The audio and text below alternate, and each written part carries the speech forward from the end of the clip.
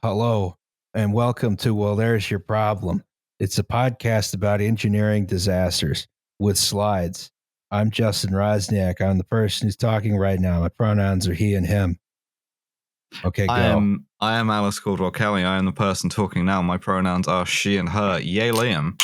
Yay, Liam, buddy. Thanks, Alice. My name is Liam Anderson. My pronouns are he and him, and I am going to burn this fucking ground. For good reason. Pharmacies, Starting out early with the actionable threats, I see. Right to the ground, buddy. Right to the ground. It's a very special, holly jolly, tinsel covered, Merry Christmas episode of Well, There's Your Problem. I want to be very clear that if and when Jesus comes back from the second time, we will be putting him down. we will not fuck that up twice. That's more appropriate for Easter, Liam. Whatever, dude.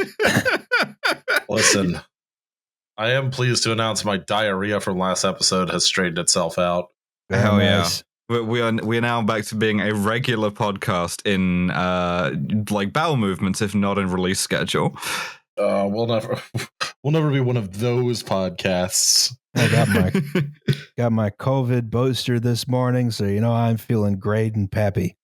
Yep. I've been up for way too long and I'm tired as hell, and Liam is homicidally angry more than usual. Oh, furious. Yes. Yeah. I gotta accompany my mother to the pharmacy tomorrow to pick up her meds, which they just decided not to fill for the last 2 weeks. And my mother needs that medication. And so what I'm going to do is I'm going to get some sort of howitzer and strap it to the GTI.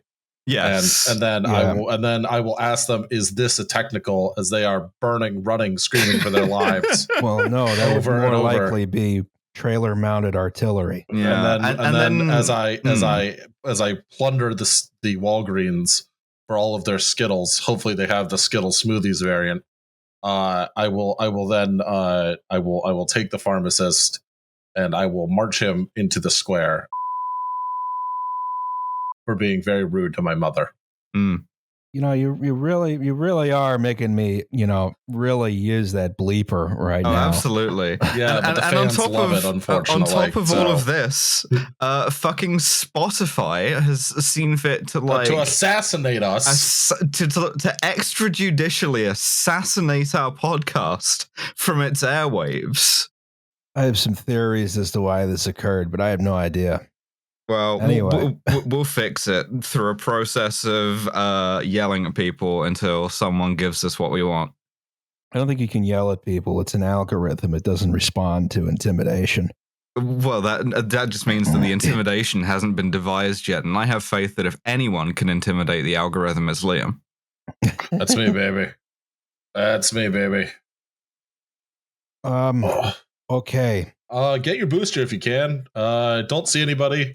Everyone's dead. Fuck this government, as always. Yeah, doesn't matter. Doesn't even matter anymore. Well, yeah. Still wear a mask. Wear a mask. Wear like a KN95 or whatever. If you can find one, you can afford it. If not, just do your best. So what you see on the screen in front of you is a boat. I see this. I see the boat. It's from Belgium. Oh. No. Yeah. Oh, that's why it's called the Leopoldville. The racist boat. They might as well just have put the N-word in real big stencil font here. Oh, that's there too. That's the other side of the boat. Yeah. Uh-huh. Yes. Well, see, it's bilingual. They have to have in like Flemish and Walloon. Yes, this is the SS Leopoldville, which was a Belgian liner, which was pressed into service as a troop ship in World War II for the second most racist country on earth, the British. That's right. Back to back racism champs. Yes. And today we're going to learn about what befell it. Yeah, a magical story about the power and the true meaning of Christmas. And normally we don't do like military incidents. We're like, boat that's my sank. other podcast. And yeah, that's Liam's other podcast. But this one this one was definitely a crisis of organization and just general. It was sort of a all around a clusterfuck. Yeah, which was sort of like completely unnecessary. The sort of like hostile action part of this is not the part that we're interested in as an engineering disaster. The fucking the Nazi part of this worked perfectly as far as they were concerned. This is true, yes. Operated to design. But first, we have to do the goddamn news.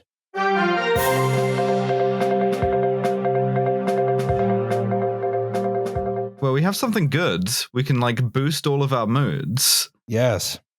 Because the Chilean presidential election, which was between a nice democratic socialist progressive who likes trees and climbing trees, and has kind of like a bromance with Pedro Pascal, versus a guy whose dad was literally a Nazi, whose brother was literally in Pinochet's government, and who, you know, is basically a Nazi himself. The Boric, our guy, won. The good guy. Yes. And good things can happen. Yeah, good things can happen. It wasn't even close. I was getting nervous because the polls going down to the election were getting really, really close. There was one that was literally 50-50, like 0.0. But no, in this case, Jose Antonio Cast conceded. It was, you know, not, I would say, like a landslide, but it was a more resounding victory than anyone thought. And a lot of Chileans are very, very happy, as well they should be. Yes. They're going to rewrite the constitution to, you know, possibly make it more of a democracy, which will be nice. And, you know, people are thinking maybe this is like the sort of the herald of the second coming of the pink tide that's going to sweep in, because Lula's probably going to become president of Brazil. Absent any surprises. There's been a couple of other elections where socialists and progressive have won. I think Honduras and can't think of the other one. But yeah, no. So I don't know how optimistic to be about this. But the good news is they might have a harder time assassinating our guy Boric because now all of the CIA have Havana syndrome that they've given themselves. Good point. Yeah, that's a good point. Really great opportunity for green energy because they can hook a dynamo up to Augusto Pinochet's corpse spinning in its grave. Well, I'm just enjoying the sort of like the cope and the seethe from people who are like, oh, you know, this is a left-wing extremist who has defeated moderate sort of investor-friendly. And then at that point, what you do is you go to Jose Antonio Cast's Wikipedia page. Then you find his dad, go to his Wikipedia page, save the photo of his dad, which is him in his Nazi uniform, post that in their replies and go, yo, whose dad is this? I like the one where the BBC decided we're going to interview the man in the street. And the man in the street, Pinochet. Yeah, it just happened to be his name was Pinochet. But not just his name. Like you do a joke about like no relation, but he was related to him. Now we found just a random guy. He happened to, you know, there's loads of these guys in Chile owing to Pinochet's enforcement of prima nocta. Well, I mean, Boric in his like his congratulations speech, he said something I liked, where he said neoliberalism was born in Chile and it'll die in Chile. It'll be its graveyard. Yeah. And if you want to get very sentimental about this, because if you're not familiar, Augusto Pinochet, the fascist dictator of Chile for many years, was swept into power in a sort of CIA organized and backed military coup that assassinated the elected Marxist president Salvador Allende. And as Allende gave his like final sort of speech, as the Air Force was bombing the radio stations, he says, workers of my country, I have faith in Chile and its destiny. Other men will overcome this dark and bitter moment when treason seeks to prevail. And it turns out that other men are like sensitive tree chads. Yes. God bless our sensitive tree chad president boy. Mm-hmm, absolutely. Mm-hmm. Long may he reign. Is this The slide I'm looking at. Please tell me this is actual campaign material. Yes. Yeah. You can tell by you can tell by the watermark. Somebody did. I saw the watermark and I was like, yeah, okay, like he ran a very meme heavy campaign. Or each will make anime real. Yes. Yes. I do want to say, on a serious note, by the time this goes up, the Birds will have played the dastardly and awful Washington football team. Sports are all going to be canceled, but before that happens, fuck Dan Snyder for obstructing an investigation into accusations that he sexually assaulted someone and trying to get her not to talk to a DC detective. That's my bad Jew of the week. I don't think we should make that a regular segment. No, I don't think so either. Because it would just be Dan Snyder every week. 57th consecutive. back to back to back. You can go do that on 10,000 losses. Yeah, get the hell out of here with this. Stick to sports. Stick to sports, yeah. All right. So that was the news about Borage. Now we got to talk about. Okay, now back to the bad stuff. Bad stuff. Yeah, bad stuff. Right off the bat, have you read King Leopold's Ghost? I have not. That should be. I want to plug that book. That opened my dad, when I was in the 9th grade, threw it at my head and told me to read it, so I could. And I'm quoting directly here: make myself less stupid. I love the little like vignettes of Liam's dad we get in these podcasts. Yeah, my dad collects stamps, and so instilled in me very young a hatred of the Belgians, for which I am eternally grateful. Well, one has to do the other, I'm not sure, but yeah. So we're talking about the Belgian Congo, which is possibly the purest form of colonialism, and also like the most like darkness in the hearts of men. Yeah, absolutely. And it sort of starts in a dumb way, right? Leopold II of Belgium, he wanted a colony for Belgium. He's like, we're big boys, we need a colony, right? Mm-hmm. He wanted a colony for himself. And he ran a parliamentary or a constitutional monarchy, right? So the civil government wasn't there with him, right? Right. So Leopold II sort of decided to negotiate his way into a meeting about partitioning Africa. I think it was in Berlin. I forget when it was. The Berlin Conference, 1881, I want to say. Yeah, the original like scramble for Africa, or well, actually like the second wave of it. And he managed to secure for himself, not for Belgium, but for himself, 905,000 square miles of Central Africa, which was shortly thereafter named the Congo Free State, right? Mm-hmm. Because the Belgians love irony. Yes. And 1884 to 1885, by the way. So I was a little off. Leopold II was an absolute monarch in this colony as opposed to a constitutional monarch back home, right? So, of course, he goes ahead and is like, well, we need to exploit all these resources, right? Let's enslave and terrorize the population. That's a good idea. Yeah, right. The resource here is mostly rubber, which was becoming more and more valuable every day, but which also required a shitload of like arduous manual labor to extract. Yeah, and they thoroughly like exploit the land, all the natural resources. They brutalize everyone who gets in the way of this. Punishment was all nasty, brutal. People got tortured. Mutilation was very common. People get their hands cut off for just any old thing. Incredibly gruesome stuff. We can't really say enough how bad all the shit was on, even for colonial Africa. Yeah, pretty fucking evil. And the thing is, Leopold swung this at the Berlin Conference by suggesting that it was a humanitarian philanthropic initiative. Yeah.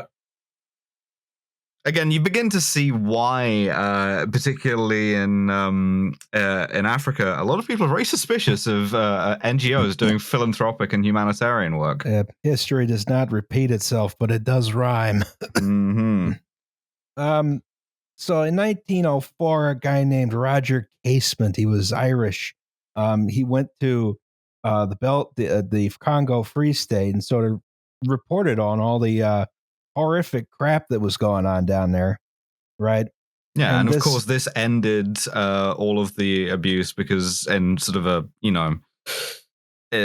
what's the fucking Aaron Sorkin show about the fucking press? The Newsroom. The Newsroom. Yeah, Roger Casement did the Newsroom on the Congo Free State, and everything got better, right?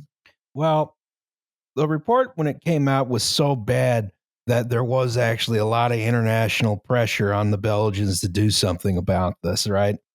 And what they decided to do was in 1908, they formally annexed the Congo Free State, and it became the Belgian Congo, right? Yeah, they took away Leopold's little toy murder set. A rector genocide set. Yeah, exactly. Yeah.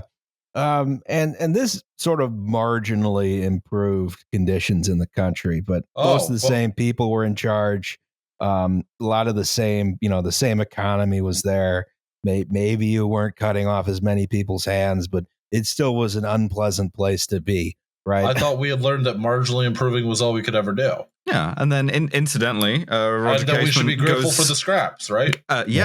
Goes back to Ireland, sort of incidentally takes part in the Easter Rising, and is then executed by us, the British. So, congratulations. Wow. Yep. And so the Congo remained part of Belgium until 1960 when they managed to get independence, right? And now they're the Democratic Republic of the Congo, right? Yes. So now, with that being said, when you have a colony, you need means to access that colony. So a whole bunch of coastal liners were being built for that purpose. Among them being the Leopoldville. Yes. Named after, because he imaginatively named the capital of his little torture erector set after himself. What a fucking prick. Yeah, but you see the shape of the Congo Free State. It has this little sea corridor, but also the Congo River, which is very navigable, and therefore you just fucking drive a ship right up there, take the rubber, ship it back. Is it that navigable? I believe so. Yeah. Okay, I wasn't sure about that. It's very large. This is true, yes. So yeah, Leopoldville is now Kinshasa. It's still the capital of the Democratic Republic of the Congo, right? But this is one of the boats that would, go between Belgium and the Congo, back and forth. They'd carry, it was a passenger liner, but also had large cargo holds, right? So, it was also refrigerated, which is interesting. Well, Africa is hot, Roz. True. And you may be moving produce. All right. 470 feet, 8 inches long, 62 foot, 2 inch beam, 25 feet of draught. And so it's not super huge. It's not super small either, right? Yeah, it's a respectable sort of jack of all trades, ocean going steamer. Yeah. Yes, used for doing racism. Absolutely. The racism boat. Yes. Of many. And so that's the history of the boat. I don't know much about the career before events transpired. And that event transpiring was World War II. The fucking little Hearts of Iron noise just going off here. You may be familiar with this event from popular culture or video games. Yeah, you may think it was just something that happened in a video game, but it actually happened.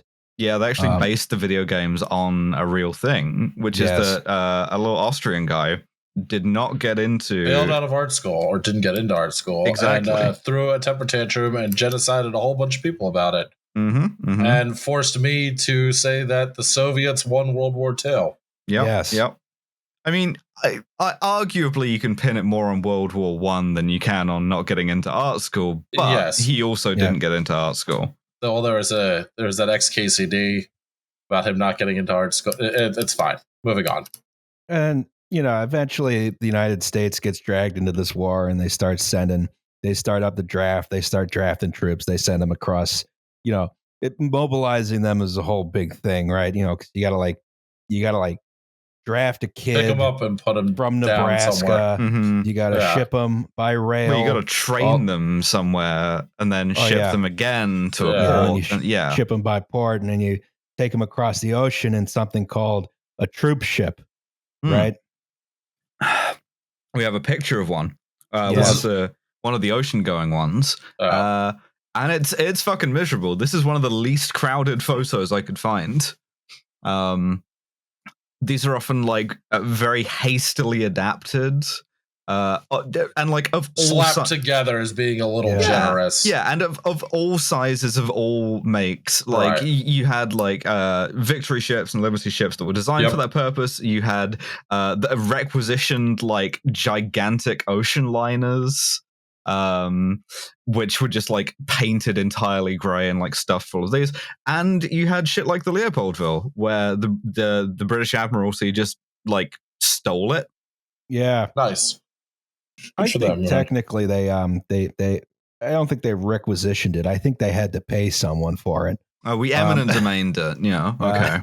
We paid Jaap von Racism's duur for his boat.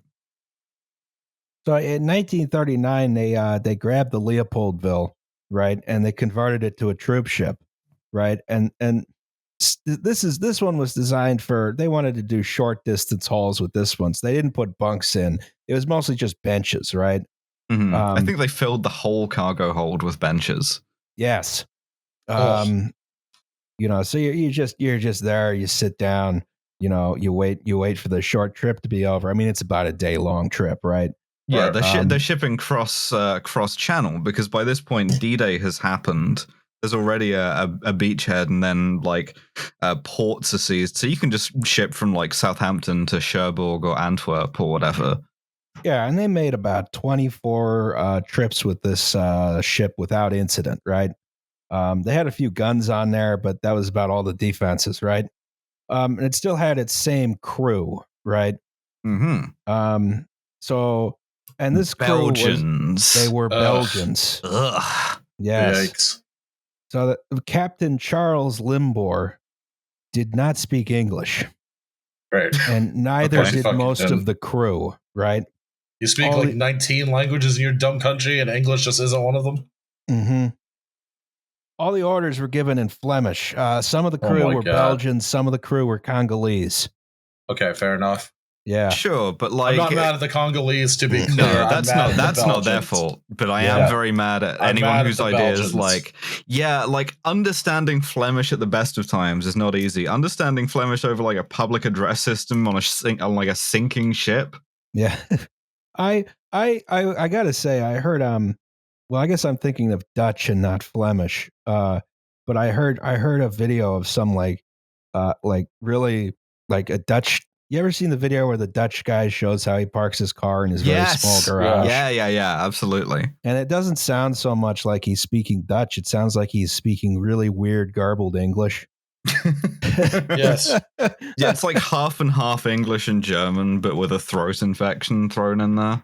Exactly. I was like, he's got the same, he somehow has like a working class English accent, but speaking gobbledygook. I'm confused.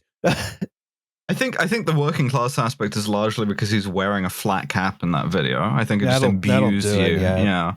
You just all of a sudden you are you have become Baz. Yes, absolutely. All right, so we got to talk about submarine warfare. Yes. Which is deeply tied up with both the conduct of the war and also the internal politics of Nazi Germany. Because, Hitler liked to encourage conflict within institutions, and he also liked to sort of uplift various cronies, and consequently the Sears guy. Yeah, very much like the Sears guy. And the way that he did this with the German Navy was to as sort of sideline all surface ship effort in favor of U-boats, in favor of submarines. Which had, also been a German tactic in the First World War and had been sort of broadly pretty successful. And the point of a U-boat here is to be a commerce raider, right? It doesn't like attack warships. It attacks, convoys, fuel, food, stuff like exactly. that. Yeah. At this point, we're past the point of being able to like starve Britain to death because like the US is in the war, the Soviets are like pressing on the Eastern Front. But what they can do is just hang out in the Channel because the submarine pens at Lorient haven't been captured yet. So they can just sail up from the French coast into the Channel and just kind of wait for be dicks. Yeah, just be dicks and try and like, strangle the invasion force on the continent. This is U-486 here. And this is like a good example of like a late war U-boat. It has the like Alberich anechoic tiling system on it, so it's more difficult to detect on sonar, and also it has the schnorkel. We've mentioned the schnorkel before, but the schnorkel is actually a Dutch design, which allows what a you. Surprise! It allows you to keep a diesel electric submarine submerged for much longer because you don't have to like fucking purge the thing and charge the batteries. Yeah, and another fun fact about U-486 is this was the last U-boat before the Pentium series. Yeah, you don't want to get anywhere close to that. I was thinking of Pentium 4. Yeah. And remember the TDPs those things threw off? I don't know what a TDP is. I forget what it stands for, but how much wattage a chip uses. And Intel just kept boosting the wattage of the Pentium 4s, being like, no, everything's fine. Never mind the fact that this thing needs 230 watts when power supplies are only going up to like 350. That would get you a whopping 170 megahertz. Yeah. Well, no, we were in gigahertz by then. Oh, okay. I remember I had a Pentium 4 that was clocked at 2.4 gigahertz. Damn. My friend had a Pentium D that was clocked at like 3.2 or something, and I was very envious of him. Why were you buying U-boats, Liam? The reparations. Don't worry about it. Talk about actionable threats. Liam is out here about to do some commerce raiding. Gonna commerce raid a Walgreens. Yes. And then the Rite Aid across the street. So what's happening in the conduct of the war at this point, we have exemplified with this little diagram, because we're talking about the Battle of the Bulge. And the Battle of the Bulge is sort of the Wehrmacht's last drive, its last real like offensive operation through the Ardennes in Belgium. And this takes the US Army very much by surprise. It catches them unprepared. It leads to a lot of US troops being surrounded, which leads to one general, Anthony McAuliffe, seen here, being asked to surrender and replying simply "nuts" back, which is and apparently I've read General McAfee. I think apparently he never swore, and so like that was very typical of him. And the German had to ask, "What does this mean?" Essentially, and General McAfee's aide said, "In plain English, go to hell." Yeah, so this is not like, this is a fairly desperate position, and like the troops there are waiting for relief from Patton of all people, who is having difficulty getting there because the weather won't clear. And he's busy being anti-Semitic. Yeah, absolutely. Yeah. Watch the last third of Band of Brothers. In fairness, the Nazis were also being anti-Semitic. Yeah, I've said it before, I think, on the show, and I'll say it again. Patton's only objections to the death camps were that the Nazis were doing them and we weren't. Yeah, and also they didn't have more tanks in them. Yeah. Man just loved tanks. He loved them. Loved that shit. He did. Tank. That's your like historical context. Is the Battle of the Bulge is happening. The US Army is embroiled in a situation, and you don't ever want to be embroiled. No. Yes. And so what they need badly is reinforcements. Yeah, they badly need reinforcements of infantry, and so that's what they're getting, or are supposed to be getting. from these guys. The 66th Infantry Division, the Black Panther Division. Nice. Not yes. as cool or as black as that name suggests, Damn. but they did have a cool patch. Yes. This would be the, I want to say, 262nd and 264th regiments thereof. And like, there's no photos of this is how obscure this disaster is. There's no photos of them like embarking. Very few. Yeah, there's very few photos of the boat. I think there's just like the one. And they're, we're talking about these reinforcements are coming from England, right? Mm-hmm. Southampton in particular, right? Yeah. All these troops are, they're fresh off the boat. They've just come directly from the farm in Nebraska or Kansas or whatever, right? And they're waiting to be deployed. Yeah, right? They've been issued a cool fursona, and they've been taught how to fire a Garand. Yes. And now they got to get on the boat. And so it's December of 1944. It's December 23rd, in fact. And they're having an early Christmas dinner because they're pretty sure they're going to have the order to move out, right, soon. And while the dinner was being prepared, they got the order to move out. So they didn't get dinner. Running with like a turkey leg in your mouth. Oh shit, I'm late for war with a like slice of toast. This is the USS West Point in this photo, by the way, because this is the best photo I could find for like guys getting on troop ship. And so these two regiments of troops, they get out to the dock and they stand there for 6 hours. Yep, hurry up and wait, baby. Never. The army never changes. No, nope. There's like 2,000 of them in total. Yeah, 2,223. You can find Paleolithic carvings, actually, of what is clearly a general saying we have to be here at 0600 sharp. Yes, the enemy will be there. Shut up. So they started loading troops on the Leopoldville at 2:00 in the morning. You should see People's Army TikToks. And the loading was somewhat haphazard, right? Rather than, organize, the troops in units. I can't believe the military would do something haphazardly. It's like getting a booster shot in Pennsylvania. Yeah. He's alive, folks. He's alive. You just, rather than loading the troops on the boat as units, so they know where their commanding officer is and stuff that, and they know where their buddies are. They just, as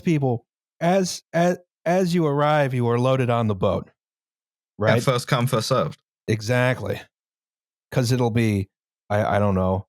They have to save the time that they lost by waiting for 6 hours. Once again, armies, man, they're just like this. Yeah. Sergeant George Atkerson writes in his diary the ship was a bucket. It had a smell of death about it. Great.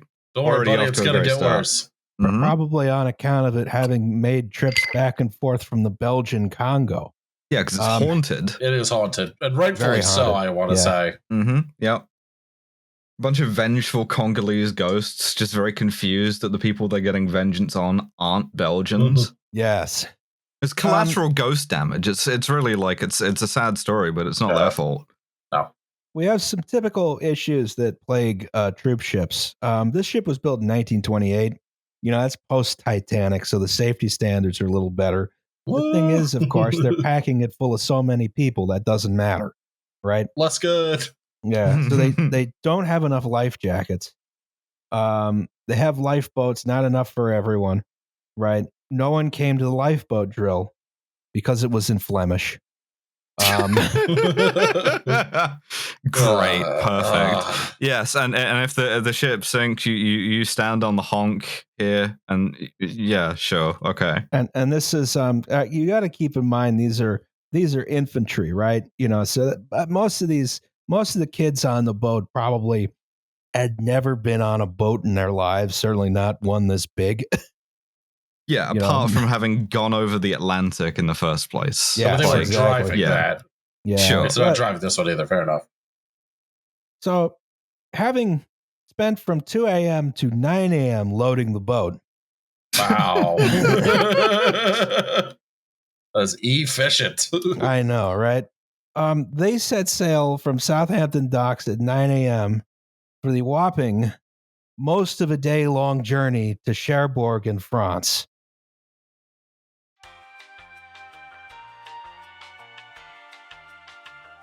Hi, it's Justin. So this is a commercial for the podcast that you're already listening to. People are annoyed by these, so let me get to the point. We have this thing called Patreon, right? The deal is you give us $2 a month, and we give you an extra episode once a month. Sometimes it's a little inconsistent, but it's $2. You get what you pay for. It also gets you our full back catalog of bonus episodes, so you can learn about exciting topics like guns, pickup trucks, or pickup trucks with guns on them. The money we raise through Patreon goes to making sure that the only ad you hear on this podcast is this one. Anyway, that's something to consider if you have $2 to spare each month. Join at patreon.com/WTYP pod. Do it if you want. Or don't. It's your decision, and we respect that. Back to the show.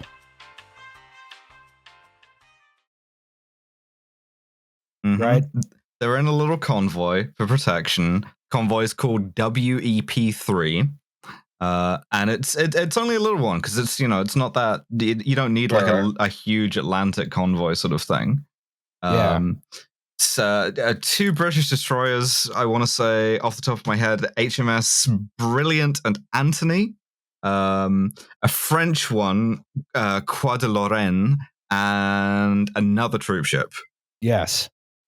And this began as a relatively uneventful journey, as most of the journeys for the ship had been in the past. Of course, relatively disorganized if you were a troop on there, right? It's very crowded. Everyone has seasickness. A lot of people go up above deck in order to relieve their seasickness. Those were the smart guys. Yeah, you don't want to stand like, up to your knees and vomit like in a sort of cargo hold. But it's also late 1944, so the U-boats are getting a little more feisty, right? Right. Yeah, because of the schnorkel. Yes. So the captain of the HMS Brilliant makes the order for the whole convoy to start zigzagging because there's U-boats in the area, right? This did not prove to be enough, though. Yeah, as we see here with this little drawing, which is, again, because this is the level of obscurity that we're talking about. These are the sources that we have to work with here. So they get almost the whole way across the channel. They're 5 miles from Cherbourg, right? It's 5:54 p.m. They got, 30 minutes till they reach the harbor, right? Yeah, it's a glorified ferry. You're basically there. You're more worried about having to go and like fucking fight in the war when you get there. Yeah, this is a German U-boat shot a torpedo at SS Leopoldville. Yeah, this is U-486, which we saw earlier. Yes. Just the direct hit starboard side aft instantly killed about 300 men in that particular compartment. And yeah, sure. You're just sitting on the bench, covered in vomit, and you're just like, "Oh, just fucking kill me right now." How can this day get any worse? Yeah, and the monkey's paw curls.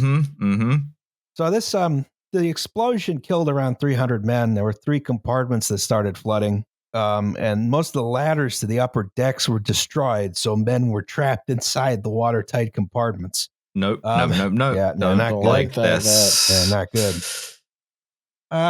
All right, so they know they've been hit, and this is when the loudspeaker comes on, so the captain can direct the crew, and of course it's the announcements are both contradictory and in Flemish. Right? helpful people. Yeah, initially he just goes, it is 5:54 British time. You will apply your shoe polish.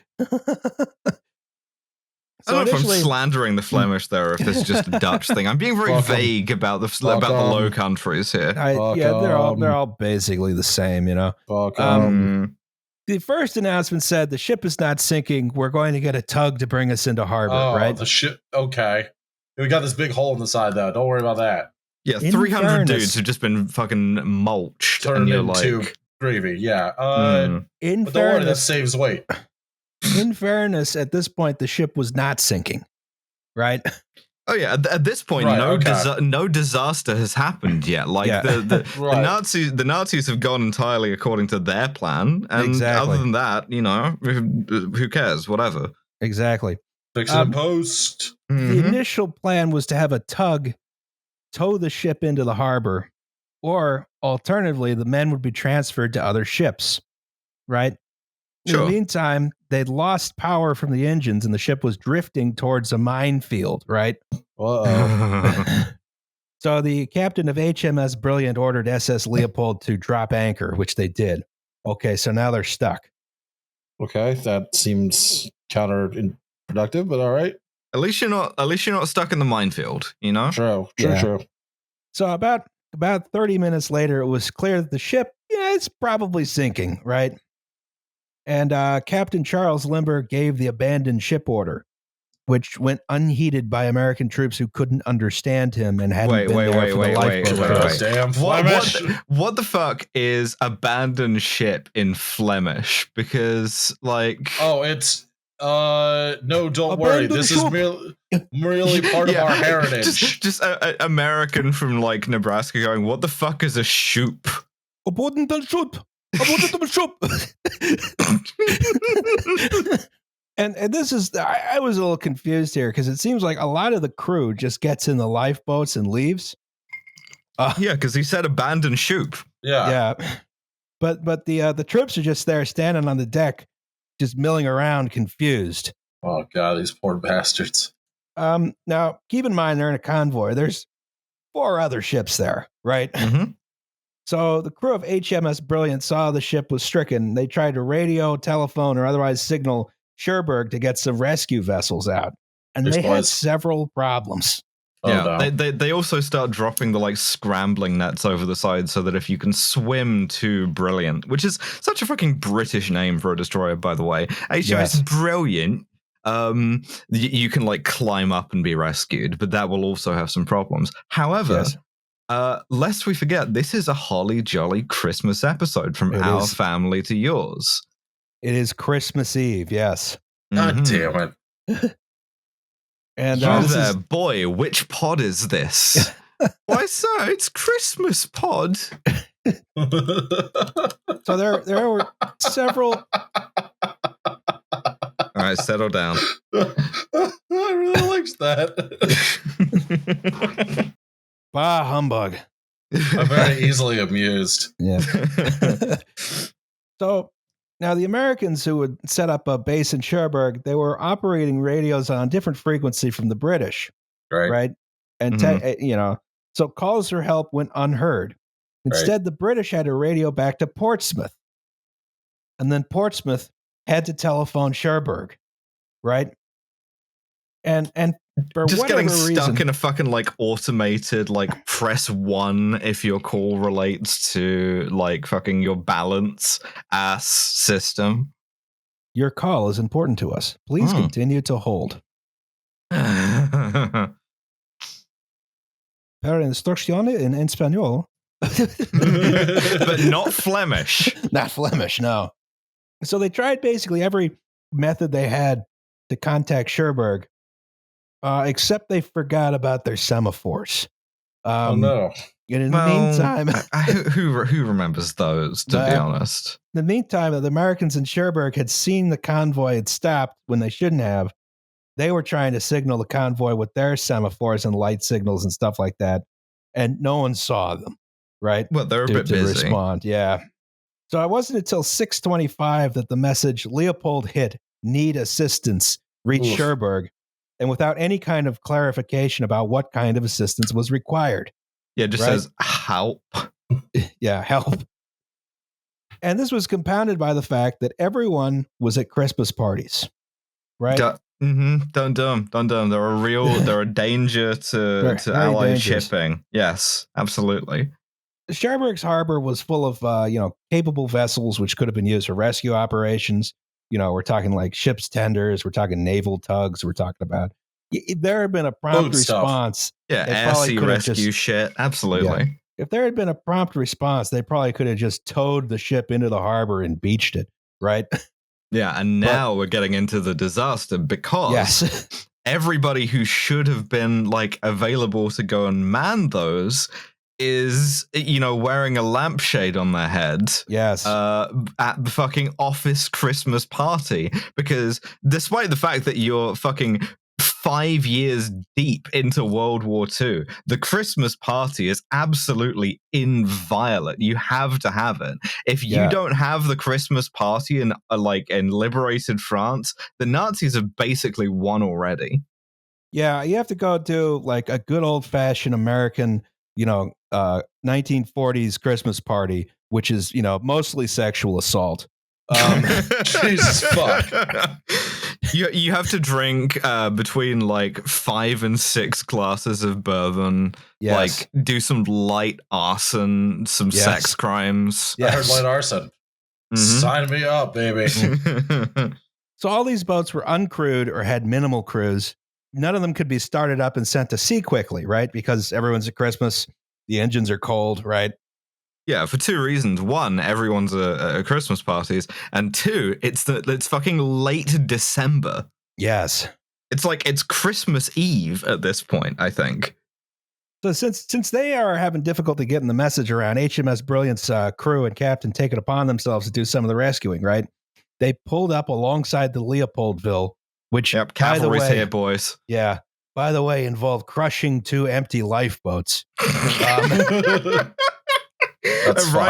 Arriving like just like absolutely crushing 2 lifeboats flat. Yeah, you're welcome. Tally ho! So they pull up alongside the Leopoldville, but there's an issue, which is that the seas are pretty rough. The weather's not great, right? Don't be a pussy. The boats are being pushed apart and then pushed back together again, and then pushed apart and pushed back together again.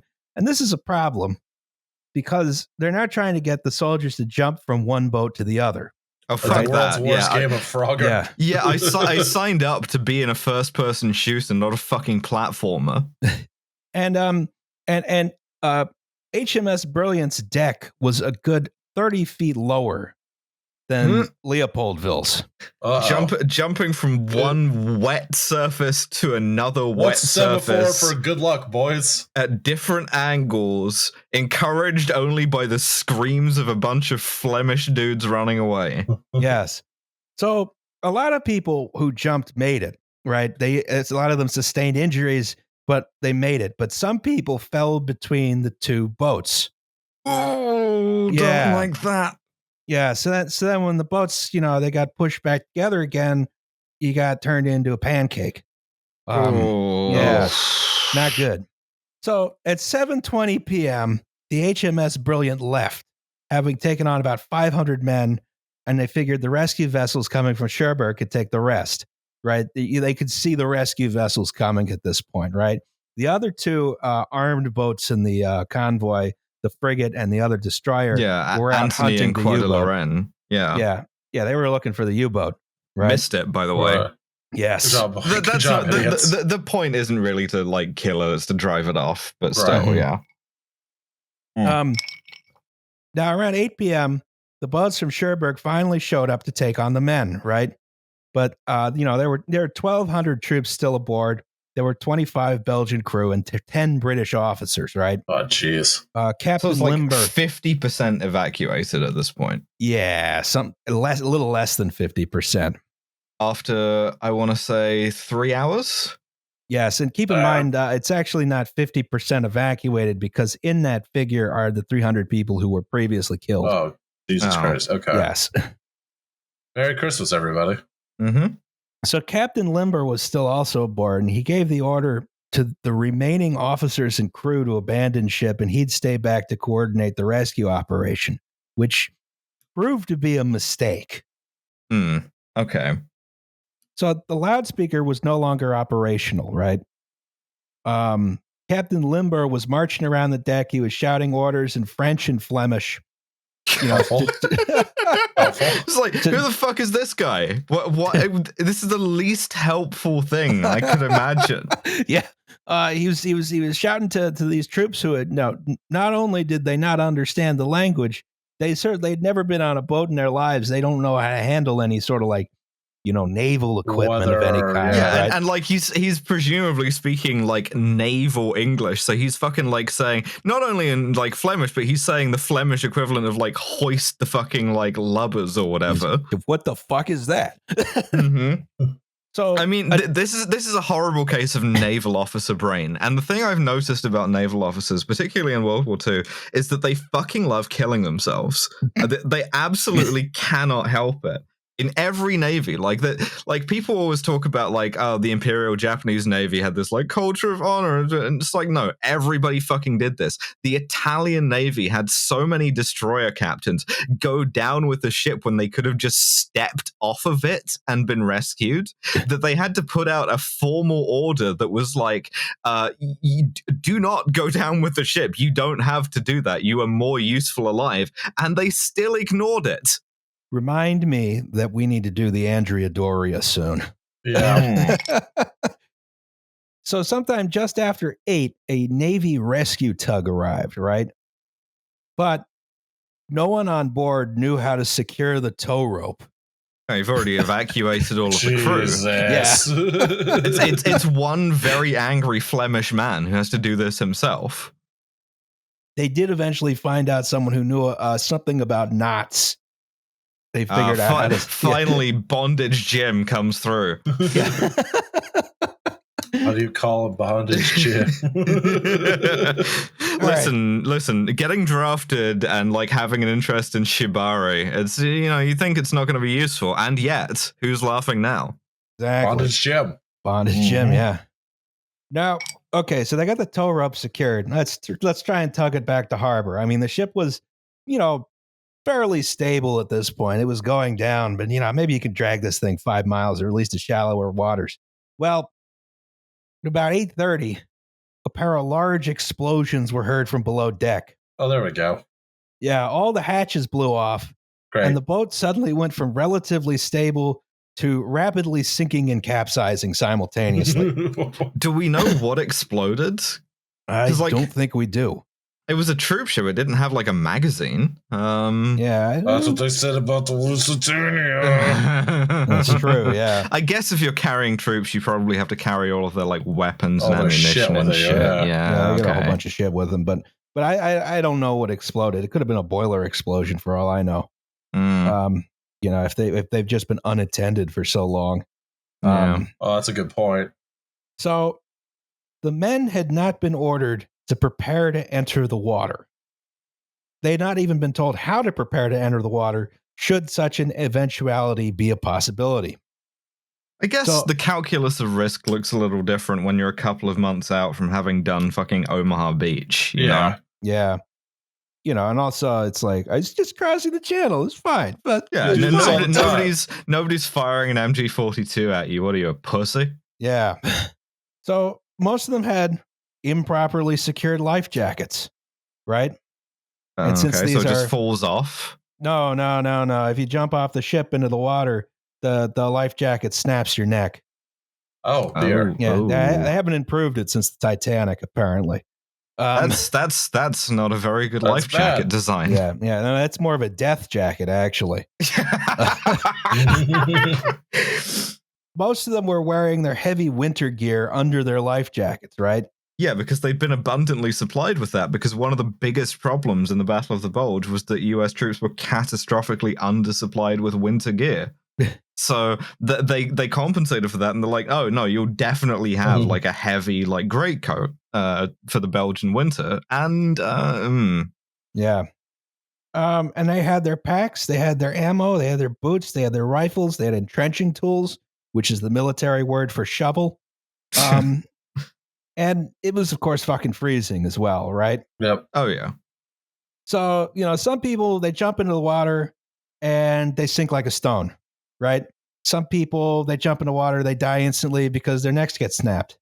Ugh. Some people sort of climb over the railing and walk down the side of the capsizing ship. It's always the smartest option, it seems. Just step off. Just platform it. Yeah, you just sort of step off the boat. Those people I think fared the best. You also had, once you were in the water, you had to sort of rid yourself of all the heavy shit, right? Right. And this is like World War II webbing. It's not like there's a fucking quick release buckle anywhere. You got to like unhook all of that shit.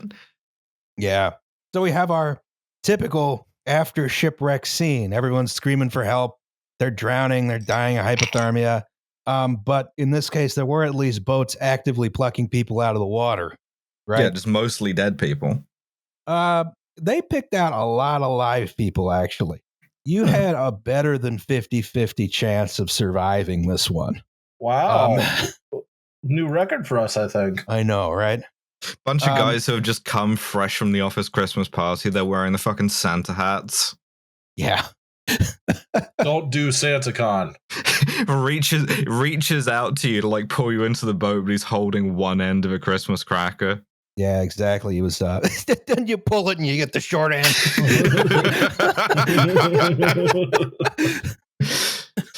At least I get to read this joke before I fucking drown. Oh no, the water's made the ink run. One of the problems about the recovery effort, though, is they misidentified some of the living for dead, right? Oof. And they took all the dead and they heaped them in a big pile in Cherbourg, where the people who were alive in there all died of exposure. Jesus. No. Yeah. Christ. Yep. Again, Merry Christmas. Merry Christmas, everyone. Sorry. Building a big snowman out of like frozen corpses. So overall of these 2,223 troops, 763 were killed officially. Jesus. One Belgian crewman and 3 Congolese crewmen were killed. Being suicidal, Captain Limber, of course, went down with the ship. I mean, I love doing it. Why? There was no reason. I love doing it, man. Great. Okay. Well, that's a good return for the Nazis on one torpedo. I was about to say, yeah, they really knocked it out of the park with that one. Well, sometimes you just get lucky, I guess. But we got to talk about the aftermath of this, which I've chosen this frame from the movie The Hunt for Red October to describe. Great fucking movie. Great movie. You heard that torpedo hit the hull, and I was never here because we're talking about a fucking cover-up. Yes, because this is a very embarrassing way to lose so many people. Absolutely. And you don't want the Nazis to find out about it either if you can help it. So, first of all, this just isn't announced like anywhere. There's no press coverage of this, which is, fair enough. It's wartime, Media right? blackout, yeah. But like all of the letters home from that division immediately censored. The soldiers of the 66th Infantry Division are ordered not to tell anybody about this incredibly traumatic thing that has just happened to them. And this persists for some fucking reason. I cannot for the life of me figure out why this would be the case other than just institutional secrecy. But when they would like discharge from the army at the end of the war, they were ordered not to talk about it to the press. And they were told that if they did, their GI Bill benefits would be cancelled. Oh, get fucked. So you don't get your fucking like 50s house anymore. You don't get to go to college or whatever. You don't get to live in an exclusionary suburb. Oh, Levittown. Yeah, exactly. And the families of the people who got killed never got any explanation for how their relative died. They just, got told that they got killed. They were lost at sea. Yeah, exactly. And the 66th Infantry Division is so depleted by this loss that they can't, in fact, be usefully sent to the Battle of the Bulge. What happens is, in a certain sort of historical irony, they get sent further south and they end up fighting to seize the U-boat base at Lorient instead. One of the things I think which, made this, especially the families who lost their kids in this incident, I imagine kind of suspicious is that, they just sent Johnny off to war. They saw him off at the train station in Omaha like 2 weeks earlier, and they already got a letter back from the government saying, oh, yeah, he died. Right. yeah. That's sufficiency. Absolutely. I mean, you may be pleased to know that on its next combat patrol in April, U-486 is torpedoed and sunk with all hands by the British submarine HMS Tapir, which is then history's deadliest tapir.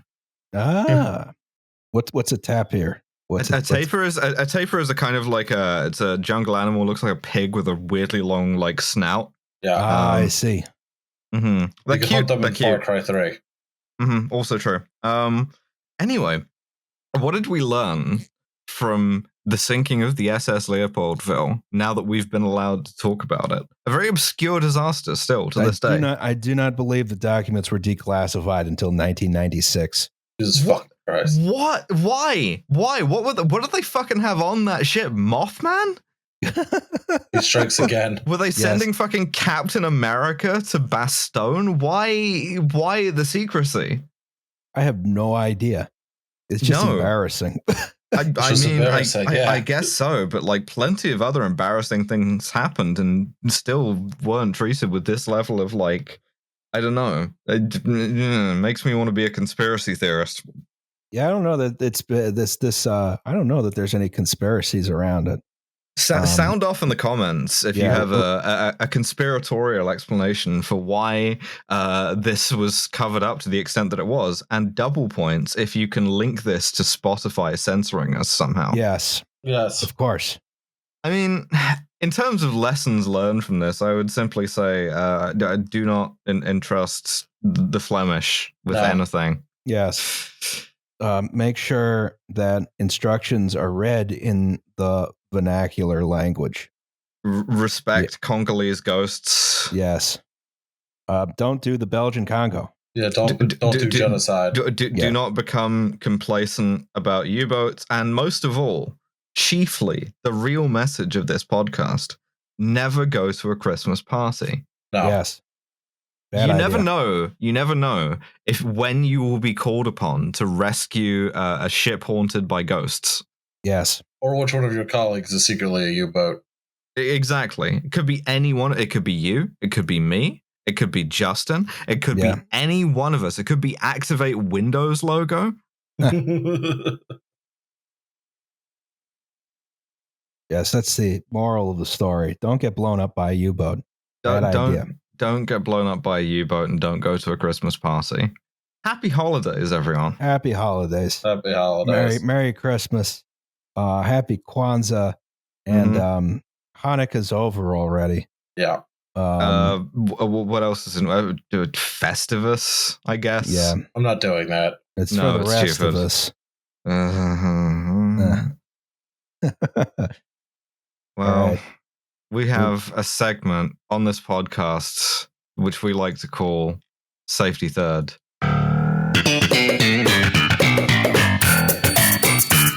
Very good. Right. Thank you. That's so fucking loud, dude. I didn't know it was going to do that, to be honest. Hello. Well, there's your problem podcast and guest, if applicable. No guest today. Idiot. No. Jackass.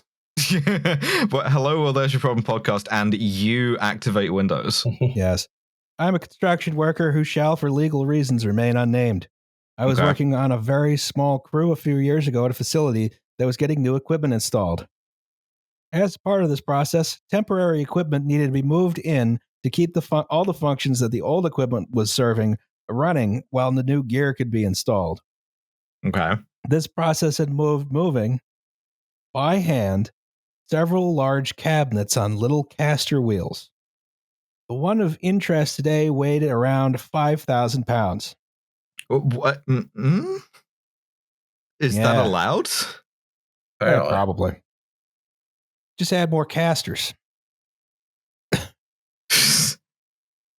Also of note was the requirement in this facility for us to be monitored at all times by an escort.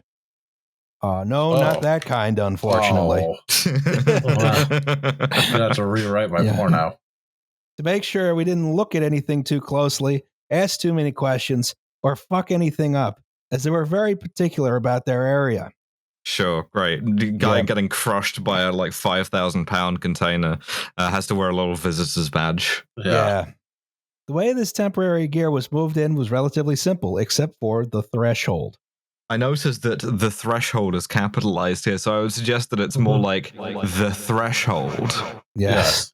For the majority of the walk to the location the gear sat in, it could comfortably be rolled along the floor, and while heavy, it was manageable. This is until the threshold. Very fragile door threshold the gear couldn't just roll over. It had to be ramped up and then back down via 4-foot-long ramps we had built out of wood. They were pretty shallow as the threshold was not very tall, but when you're talking about several thousand-pound piece of gear being moved by 3 guys, any change of elevation is notable. This tale takes place at the end of the job when the temporary gear was being removed and all the new equipment was up and running. The escort of the day was Jack, who was an old guy who, if you believed him, had seen and done every kind of job under the sun and was not shy about telling you how to do yours. Yeah, he used to be on the SS Leopoldville. Yeah. He was a sea captain and he fought in World War II and then he'd been to space. The only one to survive, didn't go down with the ship. Yeah. As the largest cabinet was being moved out down the threshold, the threshold. I, the youngest and smallest guy on the crew, was given the illustrious position of being on at the front of the cabinet, pushing against it as I slowly rolled down the ramp, while my other coworker held onto it from the back and pulled against it. Jack was off to my right on my side of the threshold. This is Jack here, right? Yeah, this little red dot. Yeah. And my boss was to my left, also helping to guide the gear down. Predictably for this segment, something went wrong, and the cabinet slipped and began rolling free. And this was not a big deal until you know that the other end of the wall of this hallway, the other wall of the hallway is almost right at the end of the ramp, and with just enough space for the gear to sit on the flat section of the floor in front of the ramp, right? Like here, right? Yeah, so it can come to a stop, but also it will squish you. Yes. For bonus fun, there was also a 480-volt disconnect on the wall that stuck out, and should the gear hit it, the chance of causing an arc flash explosion. Now we're talking. So there I am, between a big 2.5-ton rolling cabinet and a big metal disconnect, ready to crush me into chunky marinara and also potentially cook me as well. I made the smart decision and tried to get the fuck out. I mean, you wouldn't want a raw chunky marinara. Yes, exactly. No. Jack, a company man, attempted to save the gear. Unfortunately, I tried to scoot out from the same side Jack was on, but because he had jumped in and started pushing against the cabinet, I was now trapped between the gear, the disconnect, and a septuagenarian. Fucking boomers. With plan A out, I had no recourse but to throw everything I had into stopping this. I don't know how, but somehow we managed to stop the equipment. I'm pretty sure my coworker and boss were able to get hands on it, and I might have gotten the tip of my steel toe in front of one of the wheels to act like a chalk. But honestly, the memory is hazy from the aftermath of the adrenaline. Once this little oopsie was cleared up, we finished moving this and the other cabinets out of the building. And my boss had a chat with Jack about delineation of duties and basically threatened to walk off the job from what I heard about it. Hell yeah. Yeah. Moral of the story is to always have an exit plan. Make sure that plan can't be screwed up by other people making dumb decisions. And make sure everyone knows what they should be doing when you do sketcy shit. It's good advice. Also, never trust an old guy. It's true. Never trust an old guy on a job site. Yes. Yeah, fair enough. That's why their job should be to sit on the other side of the fence and judge make you, comment. make you feel bad. Yeah. Umarel shit, absolutely. Yeah. Well, safety third. Fuck, where's my safety third button? Yeah, you gotta find it. Shake hands with danger. I lost it because of the Seinfeld. Yeah. Our next episode is on the Boston Molasses disaster. Does anyone have any commercials before we go? I think Liam has a shout out. I do. All right, this is true. Yes. Let me just. God, friend of the show, Katie. Could use some monetary support, some help. They've got a bunch of medical issues, and I would appreciate, just as a personal appeal, if you guys are out there listening to it, send some money to their PayPal. That would be very, very appreciated. If we could drop their PayPal in the slides, in the notes, in the release notes, I'd appreciate it. Yeah, there we go. Great. Listen perfect. to Kill James Bond. Do that. Watch Franklin. Stop fucking emailing us about Spotify. We're working on it. Mm-hmm. Listen to 10,000 We have Losses. some theories. And listen to Lions Live by Donkeys. Mm-hmm. Yes. Trash Future. Trash Future. I can't believe I forgot it. Yes. Well, Merry Christmas. Merry Christmas, everyone. From us to you. From our family to yours. That's right. All right. Bye, everybody. And Fuck avoid off. being visited by 3 ghosts. Yeah, unless they're us. Do not become a capitalist unless you wish to be visited by 3 ghosts. Us. Yes. Exactly. Ooh. You will be in a slideshow eventually. It's true. All right. Merry Christmas. Bye, everybody. Yeah, that was a nice short one.